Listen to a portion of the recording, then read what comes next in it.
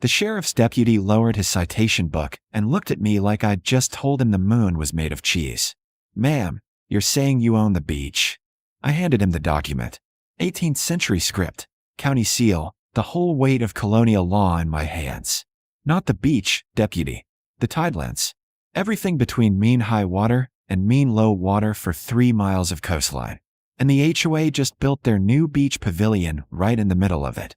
Behind him, Diane Kirsch, president of Sandpiper Shores HOA, was turning the color of a boiled lobster. The pavilion crew had stopped mid-pour, concrete mixer idling. She'd been screaming at me for 20 minutes about permits and property rights, and how I was nobody. Now she was about to find out exactly who I was. Let me back up to where this actually started. 3 months earlier, I'd inherited my grandmother's house at the northern edge of Sandpiper Shores.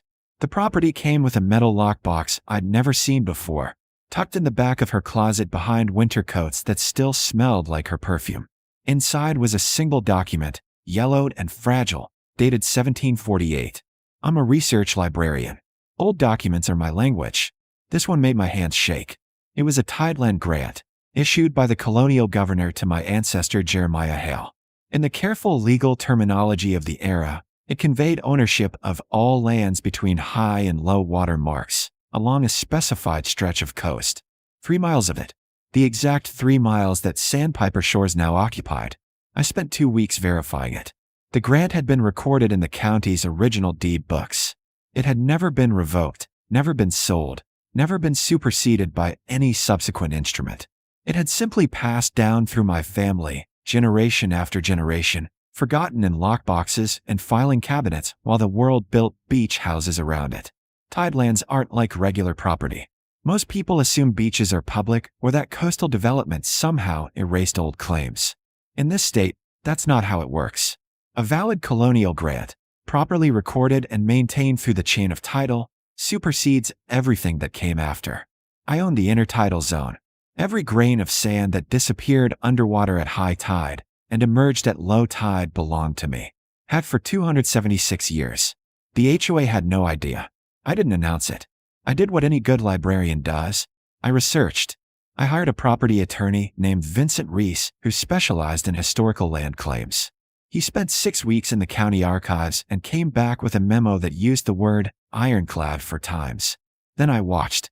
The HOA had been planning their beach pavilion for 2 years. A massive structure, right at the high water line. Changing rooms, showers, a covered deck with tables. They'd raised fees, held bake sales, squeezed every homeowner for contributions. The renderings showed up in the monthly newsletter with Diane's smiling face beside them.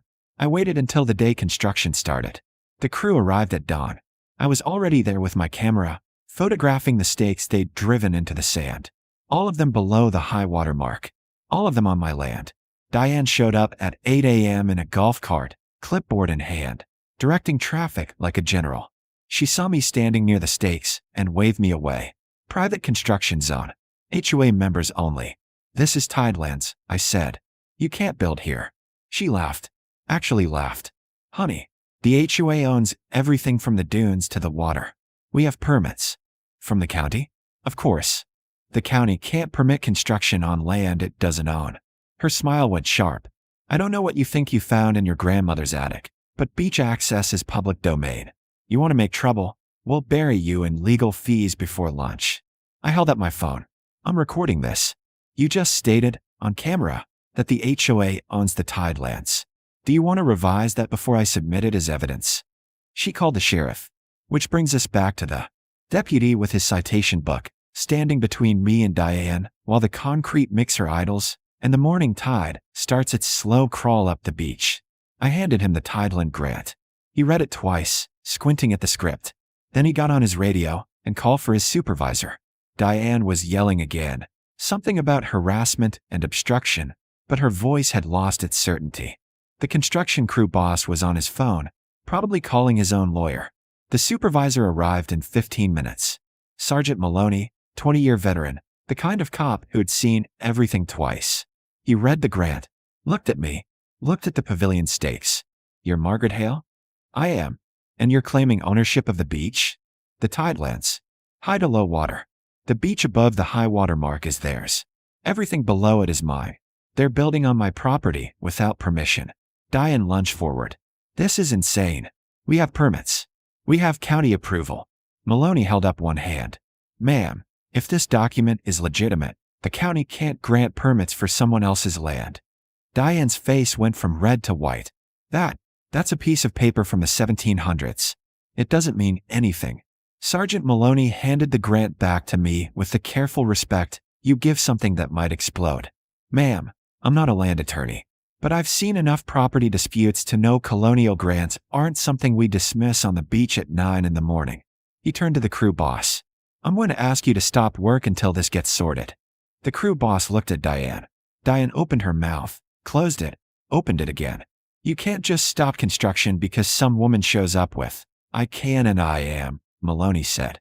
This is now a disputed property matter. If you continue construction, you could be liable for trespass and destruction of property claims. Ma'am, he nodded to me. You'll need to file the appropriate injunction through the county court. Already done, I said. Hearing scheduled for Thursday. Diane stared at me like I'd materialized from nowhere. When did you? 3 weeks ago, right after I verified the grant. My attorney notified the HOA by certified mail 14 days ago. That was the moment I watched her brain catch up. The letter, the one she'd mentioned dismissively at the last board meeting, according to my neighbor Tim, who had been kind enough to keep me informed. The one she'd called nuisance correspondence from the Hale property and thrown in the recycling. Her clipboard slipped from her hand and hit the sand. By Thursday, the county courthouse was standing room only. Half the HOA had shown up, confused and angry, filling the gallery in their beach casual best. Diane sat at the petitioner's table with the HOA's lawyer, Marcus Trent, who had the look of a man who'd taken a case before reading the file. Vincent Reese, my attorney, was 70 years old and moved like a man who'd argued 1,000 property disputes and won 900. He placed the Tideland grant on the table in a protective sleeve, along with a 2-inch stack of supporting documents. The judge was Patricia Voss, appointed, no nonsense, known for running a tight courtroom. She read the grant in silence for 3 minutes while the room held its breath. Mr. Trent, she said, has your client researched the provenance of this document? Trent stood. Your Honor, the HOA's position is that colonial-era land grants have been superseded by modern property law and public beach access statutes. That would be a strong position, Judge Voss said. If this were a public beach. Is it? Trent hesitated. The beach is accessed by the public and maintained by Mr. Reese. Does your client's grant convey tidelands on a public beach? Vincent stood slowly, like a man who knew he didn't need to rush. No, Your Honor. The tidelands in question are adjacent to a private residential development. There is no public access easement. The HOA has claimed ownership of the beach area for purposes of exclusive use by its members. Judge Voss looked at Diane. Ms. Kirsch, does the HOA claim ownership of the beach? Diane stood too fast. We maintain it. We clean it. We patrol it. We've been managing that beach for 30 years. That's not what I asked. Yes. The beach belongs to the HOA. It's in our founding documents. Vincent slid a document across the table. Your Honor, this is the HOA's original 1985 Declaration of Covenants. Page 12, Section 4. It describes the beach as common area owned in perpetuity by the association. Judge Voss read it. So the HOA claims ownership, not a public access easement. Correct, Your Honor. She set the paper down. Then Ms. Hale's grant is dispositive. A colonial tideland grant, properly recorded and unbroken in chain of title, conveys ownership of the intertidal zone regardless of subsequent private claims. The HOA cannot own what was already granted in 1748.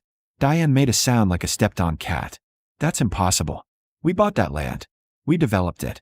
You bought and developed the land above the mean high water mark, Judge Voss said. The tidelands were never yours to buy. They belonged to the Hale family. Trent was flipping through papers frantically. Your Honor, this would invalidate 30 years of HOA beach management, thousands of dollars in improvements. Improvements made on someone else's land without permission, Vincent said calmly, are legally considered trespassing structures. MS. Hale would be within her rights to demand removal of any permanent installations below the high water mark. The room erupted. Diane was shouting. 3 board members were shouting at her. Judge Voss gavelled for silence. Here's my ruling, she said. The Tideland grant is valid and enforceable. Margaret Hale owns the intertidal zone. The HOA's pavilion construction is halted permanently. Ms. Kirsch, your organization has 30 days to submit a full accounting of all structures currently placed on the Tidelands. Ms. Hale will determine which, if any, she permits to remain. She stood. This court is adjourned. I walked out into the afternoon sun with Vincent beside me. Behind us, the HOA was imploding in real time, voices ricocheting off the courthouse steps. What do you want to do? Vincent asked. I thought about my grandmother, who'd walked that beach every morning for 40 years and never said a word about the lockbox. About Diane's face when she'd called me nobody. I want a detailed map, I said, of every single structure they've put on my land. The map arrived 6 days later. Vincent's surveying team had walked every inch of the 3-mile Tideland zone with GPS equipment and cameras. The report was 32 pages long. The HOA had been busy. 12 permanent bench installations bolted into the sand below the high-water mark.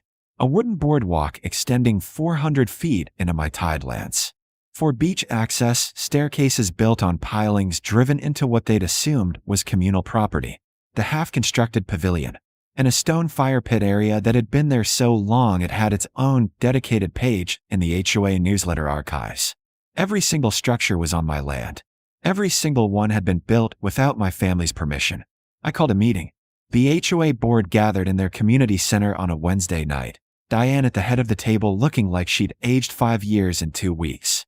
The room was packed. People were standing against the walls. Tim caught my eye from the 3rd row and nodded. I didn't sit. I stood at the front with the survey report in my hands and let the silence stretch until it hurt. You have 12 benches on my property, I said. A boardwalk. For staircases. A fire pit. And the remains of a construction site you were ordered to abandon. I'm here to discuss terms. Diane's voice was hoarse. What do you want? Money. I want you to listen. I set the report on the table. For 30 years, this HOA has treated the beach like it was yours to control. You've charged fees, restricted access, threatened homeowners who didn't comply. My grandmother paid those fees. She followed your rules on her own family's land because she didn't know what was in that lockbox. One of the board members, an older man named Carl, cleared his throat. We didn't know either. You didn't check. You assumed. And when I tried to tell you, Diane laughed in my face and threatened to bury me in legal fees. Diane said nothing. Her hands were flat on the table, knuckles white. Here's what's going to happen, I said. The benches stay. The boardwalk stays. The staircases stay. The fire pit stays. I'm granting the HOA a revocable license to maintain those structures on my Tidelands for recreational use by residents. The room exhaled. The license costs $1 per year. It gets renewed annually, in writing, at a public board meeting. If the HOA ever again threatens a homeowner over beach access, if you ever charge punitive fees, if you ever claim ownership of something that isn't yours, I revoke the license and you remove every structure at your own expense. Carl leaned forward. That's very generous. It's not generosity. It's a leash. I looked at Diane. And there's one more condition. Diane Kirsch resigns as HOA president, effective immediately. Diane's chair scraped back. You can't. I can't force you to resign, I said. But I can refuse to grant the license while you're in charge. Your choice. She looked around the table. No one met her eyes. The vice president, a quiet woman named Sandra, was staring at her hands. The treasurer was staring at the ceiling. Diane stood, walked out, and slammed the door hard enough to rattle the windows. Sandra cleared her throat. I'll draft the resignation acceptance for the next meeting. Vincent drew up the license agreement that week. $1 per year, revocable at will, specific maintenance requirements, and a clause requiring the HOA to acknowledge in all official communications that the Tidelands were privately owned by the Hale family. The board signed it without argument. Sandra took over as president and turned out to be competent, fair, and refreshingly uninterested in power games. I had the Tideland grant professionally preserved and framed. It hangs in my living room now, right above the desk where I work. Some mornings I walk down to the beach at low tide and stand where the surf pulls back to expose the wet sand. And I think about Jeremiah Hale, who received this land from a colonial governor 276 years ago and probably never imagined his descendant would use it to dismantle an HOA. The pavilion site was cleared and reseeded with dune grass. The benches got repainted. The boardwalk got repaired, properly this time, with my written approval. And every June, Sandra delivers a formal envelope to my door containing $1 and a renewal request, signed by the full board. I always say yes. Not because I've forgiven Diane. She moved to a condo 2 towns over, and I haven't seen her since. But because the beach isn't about power. It's about remembering that the law protects the careful, the documented, the people who do their research and know what they own. The Tidelands are mine. They've always been mine. And now everyone knows it.